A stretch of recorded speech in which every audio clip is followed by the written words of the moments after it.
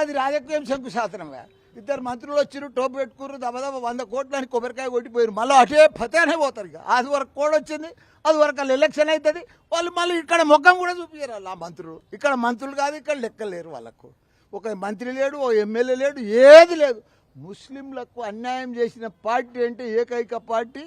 కాంగ్రెస్ ఒక ఎమ్మెల్యే లేడు ముస్లింలా ఒక ఎమ్మెల్సీ లేడు ఒక మంత్రి లేడు ముస్లింలా ఎట్లానా 77 ఏళ్ళు అయిందా మనకు స్వాతంత్రం వచ్చి ముస్లింలు యాడేసిన గొంగడ అన్నే ఉన్నారు వాళ్ళ పరిస్థితి అప్పటి సంది అట్లే ఉన్నారు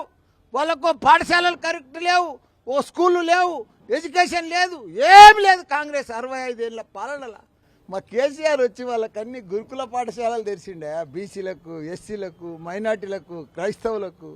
ఒక పండుగ అయితే క్రైస్తవుల పండుగ ముస్లింల పండుగ వస్తే భారతదేశంలో ఏ రాష్ట్రంలో ఏ సీఎం కూడా పెట్టలేదా మన కేసీఆర్ గారు ప్రతి పండుగకు రంజాన్ పండుగ వస్తే నా పేద బిడ్డలు మన పేద ముస్లిం సోదరులు అక్కలు చెల్లెళ్ళు మంది మొక్కం చూడొద్దు మనం పండుగ మంచిగా చేసుకోవాలి గరీబోళ్ళ ఇంట్లానని వాళ్ళ కడుపు నిండా బిర్యానీ పెట్టి కొత్త బట్టలు పెట్టిన ఘనత మన కేసీఆర్ అయ్యా వాళ్ళు ముస్లింలు ఎట్లా మర్చిపోతారయ్యా మన కేసీఆర్ను మన గోపన్నను తప్పకుండా వాళ్ళకి అసలు